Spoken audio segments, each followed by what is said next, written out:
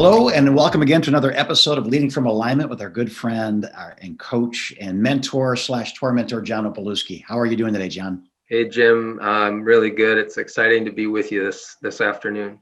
Right on. And I noticed for those of us that are watching this, not just listening to it, that we're starting to look more like the opening of the Brady Bunch. We have more boxes with faces in it than normal. Would you introduce us to our guest today? Yes, I'm really happy to have with us Josh Spurlock. Josh and I were introduced several months ago by a mutual friend, and he has founded a wonderful organization that he's going to tell us about today, and also really help us, Jim, talk about the subject of pastors as first responders. So, Josh, welcome to the podcast. Hey, thanks for having me. I'm excited to hang out with you guys and love talking about the church and pastors and how we can empower the body and the work that our King's called us to. So it's a privilege to be here. Yeah, I think it'd be good every time somebody talks with some sort of knowledge. It's nice to know that the knowledge is coming from a story, from a narrative and a direction. Could you give us a 3-minute version of your story? Like, what was it? How did you get here? From where? Yeah, so I grew up in the church, felt the call into ministry pretty early on, about 12 years old or so. And obviously not knowing what all that would mean or where that would take me. And it landed me in Bible college for undergrad, studying biblical languages and, beating my face against lexicons into the wee hours of the morning and going, God, why have you forsaken me? Right. So your journey to mental health began as a patient, evidently, is what you're telling me. Absolutely. I think anybody that has tried to master like Hebrew verb endings, and has a mental break at some point in the process. So I finished up at Bible college. I wasn't sure what all context the Lord was going to call me into, whether I was going to be on the mission field, or I was going to be translating discipleship materials from Arabic, because I just thought maybe God really doesn't like me and that's what he's going to ask me to do. But instead ended up at seminary graduate school studying counseling, and really felt the focus of my calling to hone in on coming alongside pastors and missionaries and my colleagues from Bible college that were going out to the front lines of the field, and to come alongside them and their families and hold up their arms in a way, in supporting them and encouraging them and empowering them as they face the challenge and the beat up that comes with being on the front lines of the kingdom. And that's really the form that took, that heart, that calling that God gave me. I took the form of forming a regional counseling practice in Southwest Missouri that then grew into what's now My Counselor Online. 2017, we shifted from a focus of seeing folks in person into this really weird and bizarre new agey thing called online therapy. And everybody was looking at me like Noah building an ark in the desert, and was like, why would anybody ever want to do counseling online? Like, that's nuts, Josh. Like, why would you do that? I don't know. I think this is what the King wants us to do. And there's missionaries on the field that keep having to come back stateside. And if they could connect online, then they could just get the help they need where they're at. And I don't know, I'm weird, but this is what the Lord wants us to do. That's what we're going to do. And then, of course, 2020 came, and overnight, the entire field shifted into an online context. My phone started blowing up from folks going, hey, you've been doing this online thing for a while. Like, we got to do this weekend. How do we do this? So just amazing. Obviously the Lord goes before us and calls us to do things that don't make no sense until they do. But in a few minutes, that's kind of the story. So Josh, tell us a little bit more about My Counselor Online. What's the reach of it? I mean, how do you guys do what you do? How do you engage leaders? Things like that. I'm very interested to know how that all happens. Yeah, so we provide clinically informed faith-based counseling. So we're explicitly Christian counselors, folks with graduate degrees in counseling, Most hold state licensures in the states that they're physically present in.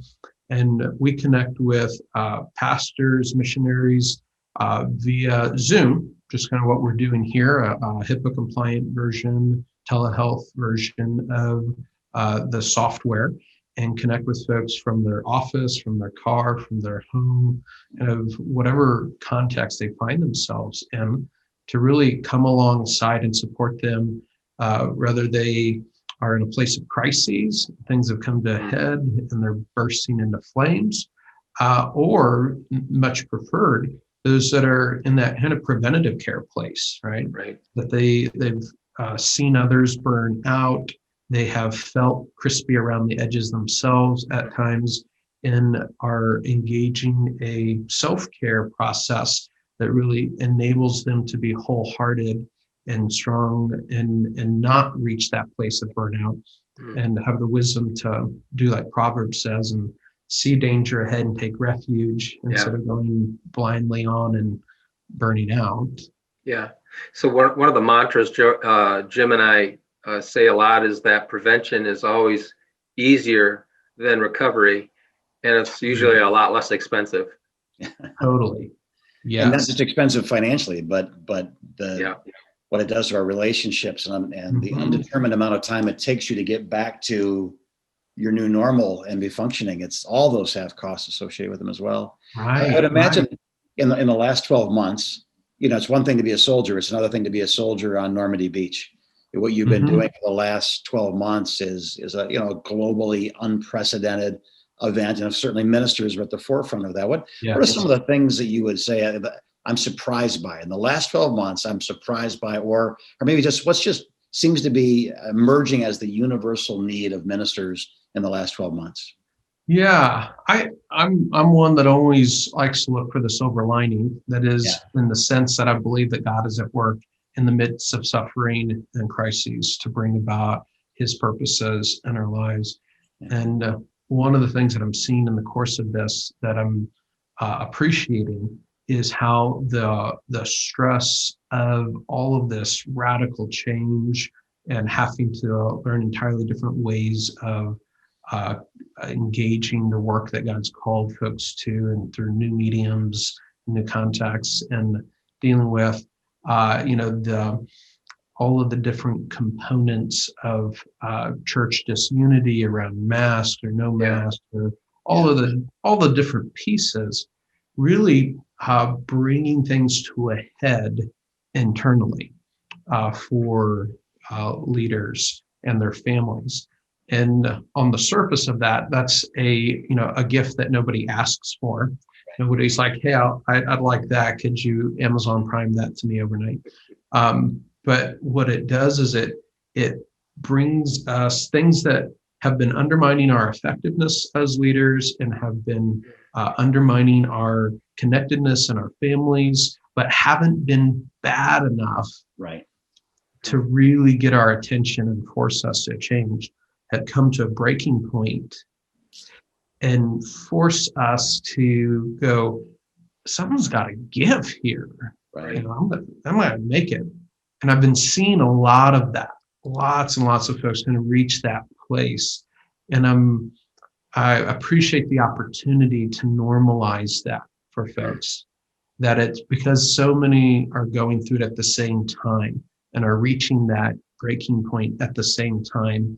It's helping to remove some of the stigma from instead of it being like, oh, well, this person over here, they must have not been doing something right, and that's why they reached that place. Or this person over here, suddenly everybody's like, we can't all be missing the boat, Yeah. It's a helpful thing, though challenging season. Yeah. One of the phrases I like that you use is you talk about pastors as a first responder. And I think that one of the things that's come out of this crisis is, pastoral ministry is a profession. Well, it is, but so is being a police officer, so is being a soldier, so is being an EMT. And I think that often we neglect to discuss the emotional toll it takes to be on the front lines with unexpected tragedy day after day after day after day. Could you go a little bit more why you use that phrase, first responder? Where did that come from? Yeah, so it's a capturing of a reality that's often denied, right, and not seen amongst pastors. I like to call it like a modern Gnostic heresy of sorts, that we can look at police and medical professionals and military and firefighters and see their first responding take place and go, of course, facing those things day in and day out is going to have an impact on their body and on their personhood. But somehow we spiritualize kind of the role of pastor and dehumanize and kind of deny the realities of the body. That somehow when we put on the pastor's hat and engage that, those facing those same traumas in people's lives day in and day out, because we're pastors, isn't going to impact us. That somehow we're not confined by the same human limits that others are. And so there's a need to reorientate a little bit, right? And give permission to be human and to have a body and to recognize the embodied ministry that we engage. So I really like this term for its effect in accomplishing that, or at least encouraging folks in that direction. You know, Josh, you said something that really just struck me, that we spiritualize often and dehumanize. And I don't know that I've ever put those two thoughts in one sentence, just the way you did it. And I think that really, really is true, that somehow, so in our tribe, when you get ordained as a minister, you get this thing around your neck, you know, that, but I don't even know what they call that, a stole or something like that. Yeah. And we've told pastors that's not Superman's cape. Yeah, we say that. We say that with words. Yeah. I don't know that that's always the messaging that pastors get, though. You know, and so one of our purposes for doing this podcast, Josh, is to do that, is to help humanize the role and help pastors understand that they have limits, that they don't have limitless energy, they don't have limitless time, they don't have limitless talent. Yes. And so I just love that phraseology of we spiritualize and dehumanize. Yes. And those two things are happening a lot of times at the same time, and it's so unhealthy for us as leaders. Yes. Now that we deny the incarnation in some ways. So I look at pastors and I say, I want you to be like Jesus. Go take a nap. Yeah. Right?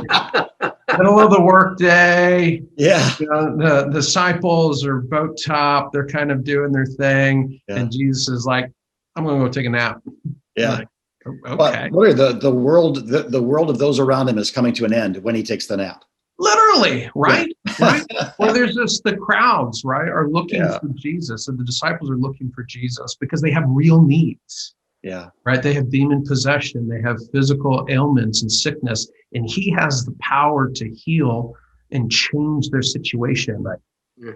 And they're looking for him. They're looking for Jesus. Yeah. And he's often taking a walk. Right. And Luke says, as he often did. Right. It's like, where's Jesus? Who knows? You know what he does. He just kind of disappears out on a walk somewhere. Like, there's a need that Jesus is modeling for us in his incarnated humanity, physical limitations that he's living within. And he's given permission to us to follow in his footsteps and recognize the limits that we live within. And that the King, our creator, is not asking us to deny the limits that he created us with.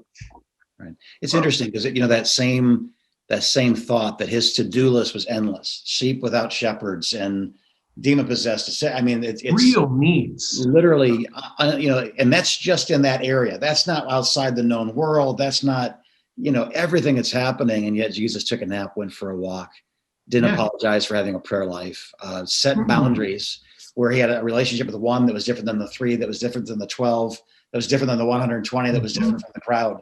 That he placed all those, it seems very strategically, didn't he, into his life to maintain a balance? Is that the right word, or sanity? Or both? Yes, and that he told people no, that he disappointed their expectations. Right? He didn't give them what it is they want. There's a whole podcast that should be on getting comfortable with disappointing people's expectations of. Be I'm like going to make a note of that. disappoint people's expectations. Yeah. Yeah. So Josh, we're really coming close to our time, and I think we have so much more to talk about. Would you be willing to join us for another podcast? Oh, I'd love to. I mean, this is the message that the King's given me to kind of stand and holler, and so it's passion for me. Would love to do that. So yeah, I'd love to we'd love to explore a few more items with you. So Jim, why don't you wrap us up? Yeah, again, we're just scratching the surface, aren't we? Really get into what happens and how to untie the knots in the soul and the mind and the home and the heart of a first responder. We hope to get into that next week. So thank you so much for your time. Thank you, John, for facilitating this conversation that hundreds and even thousands now get to listen to. And we hope that as this has been a blessing to you, that you'll pass it on to somebody. You'll give it a thumbs up. You'll share it. You'll recommend it to a friend. It's all free. We love doing it. And we hope that we continue to serve a role in your life as a leader, as a pastor, as a kingdom person. And we pray that you will let us know if there's anything we can do for you. And John, just the 10-second version, how do we get a hold of you if we need to? So the best way to get a hold of me is convergecoach.com and hit the contact link, and that begins a conversation with us. And Josh, how about you? If somebody wants to get in touch with you, what's the best way for them to do that? Yeah, hop out on your phone or smart device or computer and head to mycounselor.online. So mycounselor.online, and that will connect you with us. Terrific. Well, gentlemen, thank you for your wisdom and your availability. It means the world to us. And God bless you, our listeners. We hope that we will see you again soon as you continue to lead from alignment.